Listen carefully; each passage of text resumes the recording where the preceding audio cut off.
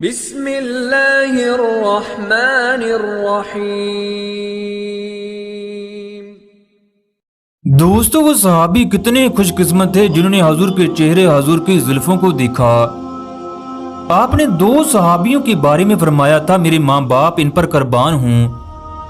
ان میں حضرت سعد بن ابی وقاص اور زبیر بن عوام شامل ہیں۔ ہر صحابی کا علیحدہ علیحدہ رتبہ ہے، کسی کو صدیق کہا، کسی صحابی کو مانگ کر لیا، کسی کو اللہ کا شیر کہا، کسی کو اللہ کی تلوار کہا اور کسی کو سخاوت کا خطاب دیا۔ ایک وہ بھی صحابی تھے جنہیں اپنے بعد اس امت کا صادق امین کہا گیا، جنہیں دنیا ابو عبیدہ بن جراح اور فاتح ایران کے حوالے سے جانتی ہے۔ ایک صحابی اتنے زیادہ مالدار تھے، آپ نے فرمایا تو میرے تمام صحابی میں سے لاسٹ میں جنت میں جائے گا، جسے عبد الرحمن بن عوف کہا جاتا ہے۔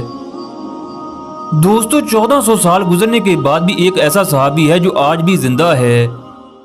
دنیا بھر سے لاکھوں کی تعداد میں لوگ اس صحابی کو دیکھنے آتے ہیں۔ یہ صحابی کون ہے، اس ویڈیو میں تفصیل سے بتایا جائے گا۔ اس سے پہلے اگر آپ لوگوں نے چینل کو سبسکرائب نہیں کیا تو کر لیں اور ویڈیو کو لائک کر دیں۔ جب حضور اکرم صلی اللہ علیہ وآلہ وسلم کی عمر 9 سال کی ہوئی تو آپ کے چچا ابو طالب نے شام کی جانب سفر کرنے کا ارادہ کیا۔ اہل مکہ اس وقت سال میں 2 دفعہ تجارت کی غرض سے شام کی جانب سفر کرتے تھے۔ گرمیوں میں وہ شام کی جانب جبکہ سردیوں میں وہ یمن کی جانب جاتے۔ اس وقت قریش کے سردار ابو طالب تھے، لہٰذا انہوں نے بھی شام کی طرف سفر کرنے کا ارادہ کیا۔ آپ اس وقت ابو طالب کی زیر کفالت تھے۔ ابو طالب آپ سے بہت زیادہ محبت کرتے تھے، وہ ایک پل بھی اپنے آپ کو حضور سے جدا نہ کرتے۔ ابو طالب کی یہ خواہش تھی کہ وہ اکیلے اس سفر پر روانہ ہوں، لیکن آپ نے ابو طالب کے ساتھ جانے پر اصرار کیا۔ ابو طالب نے آپ کو سمجھایا یہ سفر بہت لمبا اور کٹھن ہے، راستے میں کئی طرح کی مشکلات کا سامنا کرنا پڑے گا، مگر حضور اکرم صلی اللہ علیہ وآلہ وسلم باضد تھے، لہٰذا انہوں نے آپ کو اپنے ساتھ لے جانے کا ارادہ کر لیا۔ اللہ تعالیٰ آسمان پر بیٹھا یہ سب کچھ دیکھ رہا تھا۔ اسی سفر میں دنیا نے دیکھا کہ محمد صلی اللہ علیہ وآلہ وسلم اللہ کے سچے نبی ہیں۔ قریش کا یہ قافلہ سفر کرتے کرتے وادی صفوان پہنچ گیا۔ یہاں ایک سایہ دار درخت کے نیچے قریش نے آرام کرنے کا فیصلہ کیا۔ اس درخت کے پاس یہ گرجا گار اور راہب کی خانقاہ تھی۔ اس خانقاہ میں عیسائی دنیا سے بے نیاز ہو کر اللہ کی عبادت کیا کرتے۔ ان عیسائیوں میں سے ایک کا نام بحیرہ تھا۔ بحیرہ خانقاہ کی کھڑکی میں کھڑا قافلے کو درخت کے نیچے آتا دیکھ رہا تھا۔ بحیرہ نے ایک عجیب منظر دیکھا، اس کی آنکھیں پھٹی کی پھٹی رہ گئیں کہ ایک بادل کے ٹکڑے نے ایک بچے پر سایہ کیا ہے اور یہ بادل ساتھ ساتھ چل رہا ہے۔ جب یہ قافلہ درخت کے نیچے رکا تو راہب نے دوسرے لوگوں کو کہا اس قافلے کو کھانے کی دعوت دی جائے۔ بحیرہ نے یہ بھی معجزہ دیکھا، جب قافلے والے اس درخت کے نیچے بیٹھنے لگے تو اس کی جگہ کم تھی، لیکن جب آپ صلی اللہ علیہ وآلہ وسلم اس درخت کے نیچے بیٹھے تو اس کی شاخیں لمبی اور گہری ہو گئیں۔ اہل قریش حیران تھے، پہلے تو کبھی ان لوگوں نے کھانے کی دعوت نہ دی، اس دفعہ ہمیں کون سی خاص بات ہے۔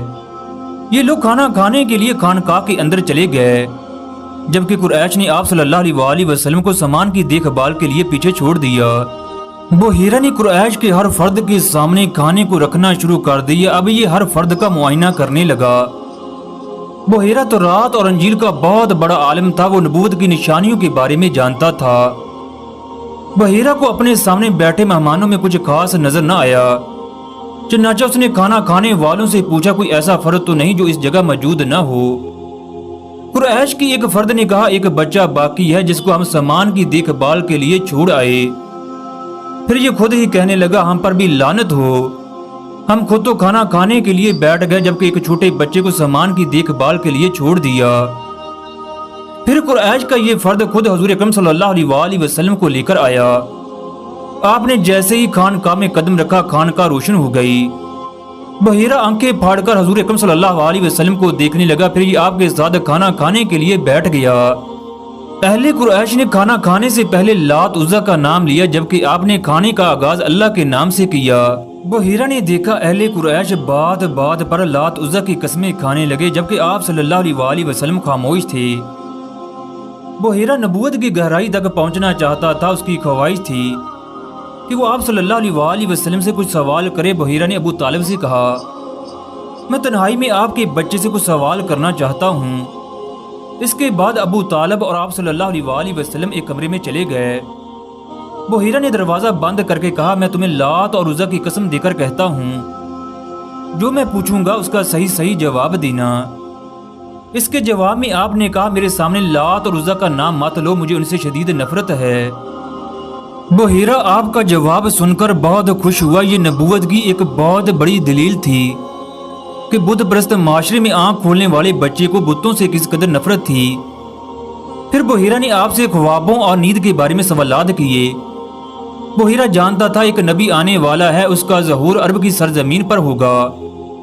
جب سوال و جوابات کا سلسلہ ختم ہوا تو کہنے لگا میں آپ کی پشت دیکھنا چاہتا ہوں۔ آپ نے اس کی اجازت دے دی۔ بحیرہ نے جب آپ کی پشت پر نبوت کی مہر دیکھی تو اس کا یقین پختہ ہو گیا، یہ بچہ ہی اللہ کا آخری نبی ہے۔ بحیرہ ابو طالب سے پوچھنے لگا یہ بچہ رشتے میں آپ کا کیا لگتا ہے؟ ابو طالب نے کہا یہ میرا بیٹا ہے۔ بحیرہ نے پھر سوال کیا کیا یہ واقعی آپ کا بیٹا ہے؟ پھر ابو طالب نے کہا یہ میرا بیٹا ہے۔ پھر بحیرہ کہنے لگا یہ نہیں ہو سکتا، میرے علم کے مطابق اس بچے کے والدین فوت ہو چکے ہیں۔ پھر ابو طالب نے کہا یہ بات سچ ہے، اس کے والدین کا انتقال ہو چکا ہے، یہ بچہ رشتے میں میرا بھتیجا ہے۔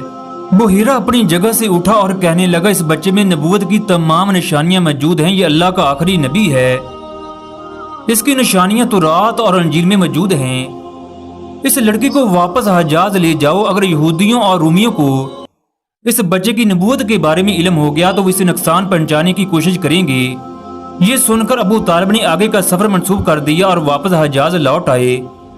دوستو، جس درخت کے نیچے آپ صلی اللہ علیہ وآلہ وسلم نے آرام فرمایا تھا اسے صحابی درخت کہتے ہیں۔